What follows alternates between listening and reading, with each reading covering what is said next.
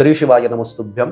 नमस्कार. रुद्र ज्योतिष चॅनलवर मी पार्थेश देवेंद्र नामजोशी आपल्या सर्वांचे सहर्ष स्वागत करीत आहे. जर तुम्ही या चॅनलवरती नवीन असाल तर व्हिडिओजना लाईक करा, चॅनल सबस्क्राईब करा आणि बेल आयकॉनवरील बटन दाबा. बेल आयकॉनवरील बटन दाबल्याने आपल्याला येणाऱ्या नवीन व्हिडिओंविषयी माहिती मिळेल आणि आधीच्या व्हिडिओंविषयी नोटिफिकेशन मिळेल आणि जेणेकरून आपले ज्ञानवर्धन होईल. आता या भागामध्ये आपण माहिती घेणार आहोत की 19 मे 2024 रोजी शुक्र ग्रह बदलल्यानंतर मीन लग्न अथवा मीन राशीच्या जातकांना काय फायदे मिळणार आहे. मागील भागामध्ये आपण कुंभ लग्न कुंभ राशीविषयी माहिती घेतली. आता या भागामध्ये आपण मीन लग्नाविषयी माहिती घेऊ की मीन लग्न म्हणजे कुंडलीच्या प्रथम स्थानामध्ये जर 12 आकडा दिलेला असेल तर ते मीन लग्न आहे, अथवा चंद्रपत्रिकेत जिथे बसला आहे तिथे 12 आकडा असेल तर मीन राशी आहे. मीन लग्न मीन राशीच्या जातकांच्या पत्रिकेमध्ये शुक्राचे भ्रमण हे तृतीयातून होणार आहे. तृतीयातून म्हणजे जे मीन लग्नाचे जातक हे फ्रंट कम्युनिकेशनचं कार्य करतात, अथवा कम्युनिकेशन स्किल डेव्हलपमेंटचं कार्य करतात, अथवा लिखाण काम करतात, अथवा कन्सल्टिंग करतात, अथवा मार्केटिंग करतात, अशा कार्यक्षेत्रामध्ये कार्यरत असणाऱ्या मीन लग्नाच्या जातकांना त्यांच्या क्षेत्रामध्ये धनाचे आगमन होताना दिसेल. देशांतर्गत प्रवासामध्ये लाभ होताना दिसतील, अथवा ते प्रवास केल्यामुळे धनाचे आगमन होताना दिसेल आणि व्यापार वृद्धिंगत होताना दिसेल. मीन लग्नाच्या जातकांना एकंदरीतच शुक्राचे हे सर्व भ्रमण हे गोचरीने अनुकूल असे आहे, कारण तो लग्नेशाबरोबर तृतीयेशाचा तृतीय स्थानात होणारा योग हा उत्तम आहे. ज्या जातकांचे लग्न मेष आहे तर मेष लग्न अथवा मेष राशीला शुक्र कारक होत नाही, तो मारक होतो. तसेच वृश्चिक लग्न आहे तिथेही शुक्र हा मारक आहे. तसेच ज्यांचे लग्न मीन आहे अथवा मीन राशी आहे तिथे सुद्धा शुक्र हा मारक आहे. अथवा ज्यांच्या पत्रिकेमध्ये सिंह लग्न सिंह राशी आहे तिथे सुद्धा शुक्र मारक आहे. तर जिथे हा शुक्र मारक आहे तर त्यांनी काय करायला हवंय. कुंभ लग्नाला शुक्र हा लग्नेशाचा मित्र असला तरी तो नवमेश आहे, कारण स्थिर लग्न आहे. स्थिर लग्नाला नवमेश हा बाधक असतो, म्हणजे बाधकेश असतो. तर अशा जातकांनी शुक्राचे गोचर भ्रमण बदलल्यानंतर शुक्राची अनुकूलता प्राप्त होऊन घेण्यासाठी काय करायला हवे. तर शुक्राचा जो बीज मंत्र आहे द्राम द्रीम द्रौम सहा शुक्राय नमः अथवा शुम शुक्राय नमः, मंत्र परत एकदा सांगतो. द्राम द्रीम द्रौम सहा शुक्राय नमः अथवा शुम शुक्राय नमः या मंत्राचा, या बीज मंत्राचा शुक्राचा 20,000 जप करावा 1 महिन्यामध्ये.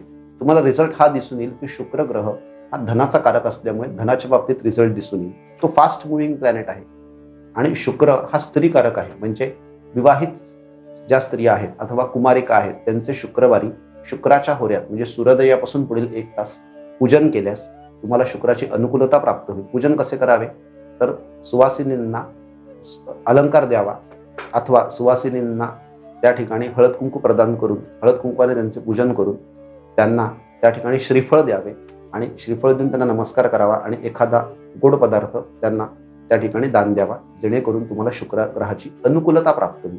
सुवासिनी पूजन अथवा कुमारिका पूजनाने ते शुक्राच्या होऱ्यात शुक्रवारी सकाळी सूर्योदयापासून पुढील 1 तास करावे, जेणेकरून शुक्र ग्रहाची तुम्हाला अनुकूलता प्राप्त होईल. दुसरे असे शुक्राचा अंमल दही या पदार्थावर आहे. शुक्रवारी सूर्योदयापासून पुढील 1 तास तर सूर्योदयापासून अलीकडे तुम्ही शुक्राच्या होऱ्यामध्ये त्या ठिकाणी पाण्यामध्ये दही घालून स्नान केल्यास शुक्राची अनुकूलता तुम्हाला प्राप्त होईल. शुक्राचा संबंध हा पांढऱ्या रंगाशी आहे, म्हणजे पांढऱ्या वस्तूंचे दान दिल्यानेही शुक्राची अनुकूलता प्राप्त होण्यास सहाय्य होईल. शुक्र हा लक्ष्मीकारक आहे, म्हणजेच लक्ष्मी स्तोत्राचे पाठ केल्यास अथवा श्रीसुक्ताचे पाठ केल्यास, हे पाठ 14 या प्रमाणामध्ये 16 या प्रमाणामध्ये केल्यास तुम्हाला शुक्र ग्रहाची अनुकूलता प्राप्त होईल. श्रीसुक्तामध्ये एक मंत्र गेलेला आहे काम सोस्मिताम हिरण्य प्राकारा माद्राम जलम तिम तृप्ताम तर्पयंतीम पद्मेसिताम पद्मवर्णाम तामिहोपमुपहवये श्रियम.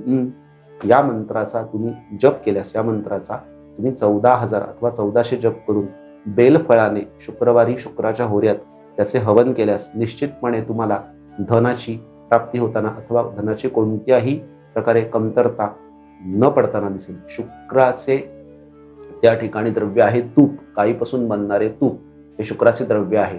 अग्निपुराणामध्ये वर्णन आहे, जर तुम्ही खैराच्या समिधीने गायत्री मंत्र म्हणून स्वतः तुपाच्या आहुत्या, तुपामध्ये खैराची समिध बुडवून तुपाच्या आहुत्या त्या ठिकाणी समिधेसकट गायत्री मंत्राने शुक्रवारी शुक्राच्या होऱ्यामध्ये जर 108 या प्रमाणाने दिल्या तर निश्चितपणे धनाचे आगमन होताना दिसेल आणि जे कार्य तुमचे लॉंग म्हणजे अतिशय फार दीर्घकाळापासून यशस्वी होत नाहीये ते कार्य तुमचे यशस्वी होताना दिसेल.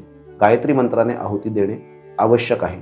फक्त गायत्री मंत्राचा अधिकार वर्णामध्ये फक्त त्यांनाच आहे ज्यांचा समयानुसार यज्ञोपवीत संस्कार झाला आहे, म्हणजे ज्यांची समयानुसार मुंज झालेली आहे आणि ज्यांच्या गळ्यात जानवे आहे आणि ज्यांना गायत्री मंत्राची दीक्षा झालेली आहे, अशाच लोकांनी फक्त या उपायाचा अवलंब करावा. श्री शिवाय नमस्तुभ्यम.